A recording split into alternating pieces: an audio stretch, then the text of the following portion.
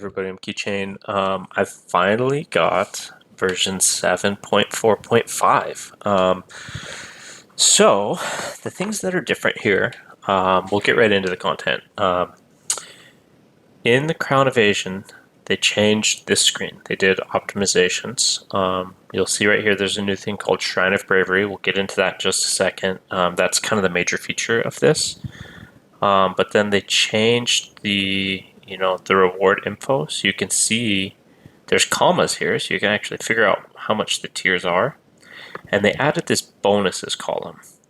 So the bonuses column, you have to actually go and garrison the palace to activate these bonuses. So after I'm done in this kingdom, I'm sitting in the forest for them to send artillery. I need to leave enough time for myself to go back to my kingdom and sit in a tower for, an hour or two so that I can get the points and unlock these bonus rewards, because I really want the extra marquee badges that are over here on the bonus side. And this is a lot of these little resource bags. Like, this is a lot. We're getting like 200 or something, like depending on how high you go. Like, it's gonna be a significant chunk of resources. So there's that. Now, the new thing, the thing that we actually want to talk about is the Shrine of Bravery. And it's a fix. It helps us get some troops back, retain some troops, but it creates other problems for the way that we're used to doing things, and I'll get into those also. So right now, we've got a Shrine of Bravery. It shows your total troop loss, and when we click this, troops, all the troops that die true death during KVK are recorded in the Shrine of Bravery. And during that time, it says all levels and troops will be revived evenly. Now keep that in mind. And it says according to a certain number or ratio, but it doesn't say what that number or ratio is. So I'm hoping it's not something dumb like, they revive lower tier troops first, or there's a higher ratio of lower tier troops dying, or there's things that I need to test, but I don't want to test it all at once. I need to do it in stages to try and gather information. If you guys want to help gather this information, what I need is somebody that has a whole lot of like tier 1, tier 2, and tier 3 troops. And I need you to kill off an identical amount of all three. Like 100k infantry, 100k, or 100k tier 1, 100k tier 2, 100k tier 3. And see what revives. If it revives them all evenly, or if it's like, oh, it revived, because you get 200k revive. Sorry, I didn't finish that part. The shrine will revive 200,000 troops automatically for free without anything else happening. And then at the end of that, you can complete the bravery quests, which we don't know how to do those yet, which I sacrifice some troops so that I can do bravery quests and do a video on those. But you can revive up to 150,000 of the bravery troops with bravery quests. So potentially there, you can sacrifice 350,000 troops during KVK to get points, and then revive them all doing quests and getting some back for free. So we're going to keep that in mind. Now, the thing that I don't know, the thing that we're worried about, is the 300% buff. Right now, everybody loves that buff, whether you know how to use it or not. A lot of the higher end players, what we do is I kill off my artillery to gain credit for the power loss, to then get the 300% buff to train regular troops. Well, the problem now, and we don't know how this is going to work yet, if these 277,000 troops, if 200,000 of them are automatically revived, does that take away from my 300% buff? And then I'm left with, the 77,000? But then, if I revive those 77,000 troops using the bravery quests, do those take away from my 300% buff? So do I actually have to kill off regular troops now to get the 300% buff? Because then we can't use that anymore to our advantage. there's ups and downs to that. Like, some people when they do KVK, they're losing millions and millions and millions of troops, so it won't really matter. But when you have a nap or you're in a lower kingdom and you're not losing that many troops, well, you don't get to take advantage of the 300% buff. So that's kind of all the info on this crown invasion, the new thing. One of the things they mentioned in the developers' feedback, let me get into that. Let me find it. So they mentioned in the developers' feedback that they are redoing the KVK rewards. Part of it was the bonus rewards that we saw today. But the most important part is right here, that in update 7.6, which is going to be like 21 days from now, you'll be able to freely redeem your favorite rewards. So they're doing a Darklands style store where you can use your points to buy the items that you want. I'm hoping that they just put like 30 or 40 marquee badges in there and that I can just buy that. And that for other people that may be already C44, C45, that they have things like airship gears, high-end materials in proper amounts. Okay, that's important. Giving us like 100,000 aristocrat materials is not going to be worth anything. It should be packs of 100,000, and you can get 50, so you can get like 5 million of them or something that actually makes a difference. And that needs to be updated more often than they update the other stores because, it's gonna make Crown Invasion not worth it for some players if the store stays outdated or it doesn't have enough of the things they actually need. Okay, next set of news. Now I've got to cover this as news, and here's a disclaimer. I am reporting this as news. I'm not condoning the actions one way or another. I am participating myself on my personal account, and that is my choice.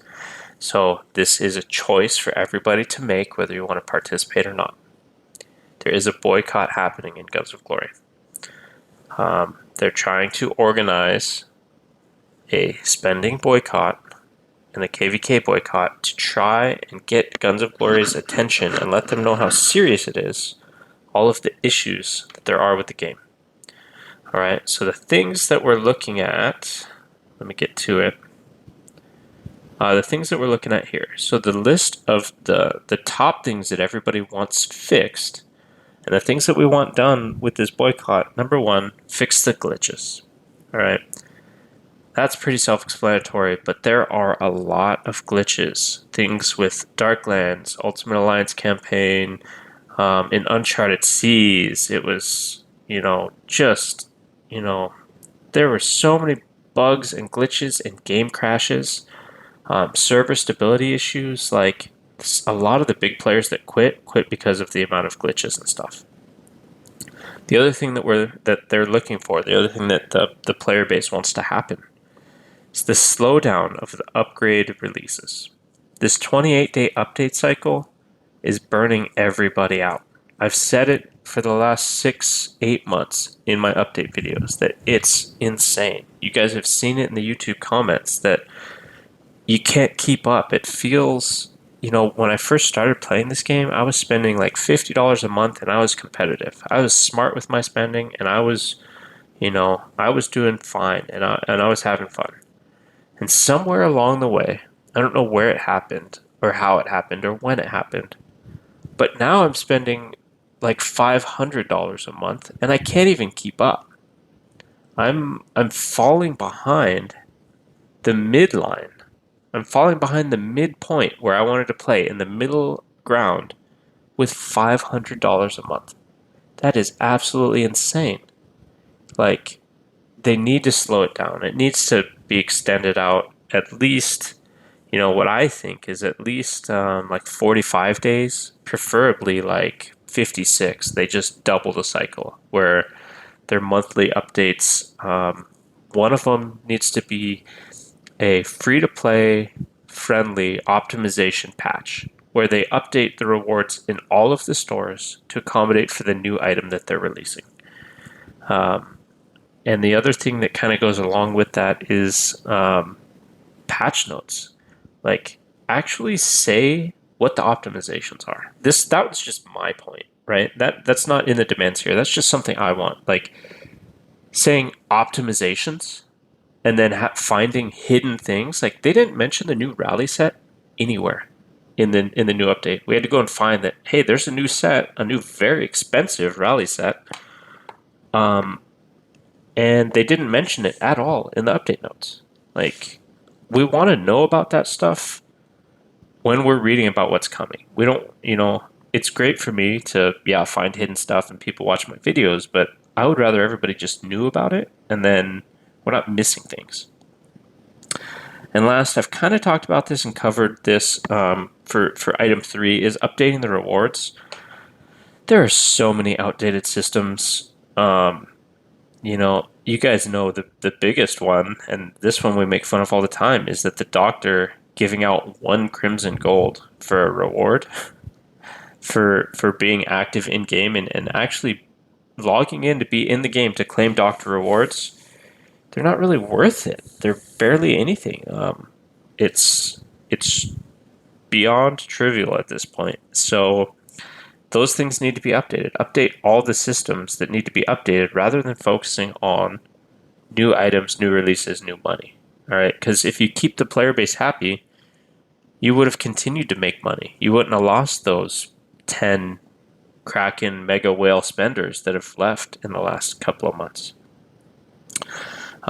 Fixing the drop rate on the gambles. I am so on board with this one.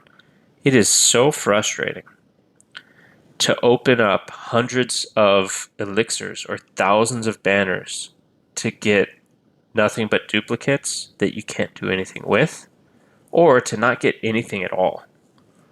So there needs to be a fix there. They need to take a page from some of the other gacha games because that's exactly what opening elixirs is. Opening elixirs and opening or summoning guards or recruiting guards, it's a gacha. And the other systems have a very clear insurance system where they'll say after you've summoned 140 heroes, you get a guaranteed legendary plus or a guaranteed ultra rare summon, like a guaranteed something. The other game I was playing for a while, Magnum Quest, and I stopped playing it recently. It was really fun. But after you did like 300 summons, they gave you a card that was, you could pick the hero you want out of all heroes in the game. You could pick the one hero you want. And it was just like, fuss about it. It was, you get to pick.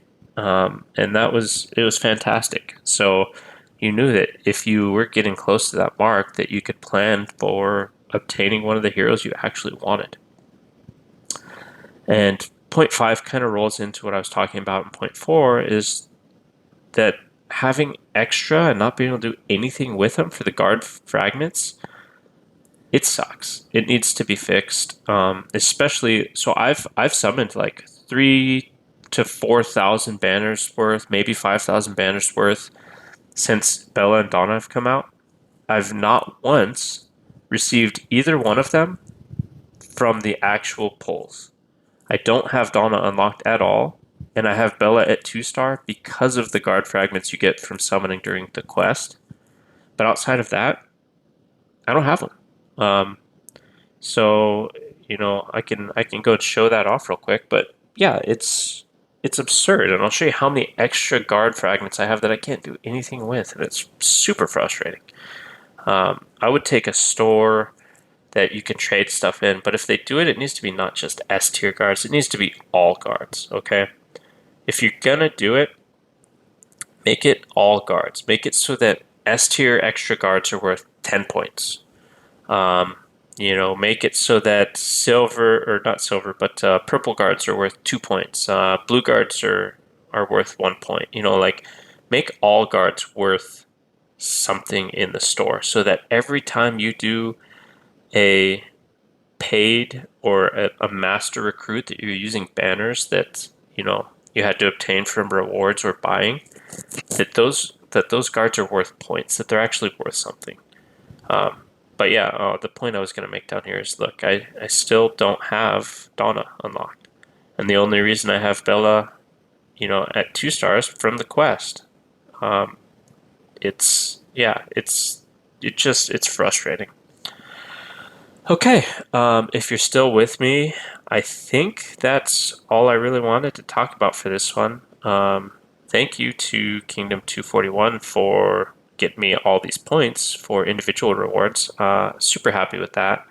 162 is messaging me, so I'm gonna head over there also and go get some artillery points and stuff like that for them to send at me, and then we'll figure things out from there.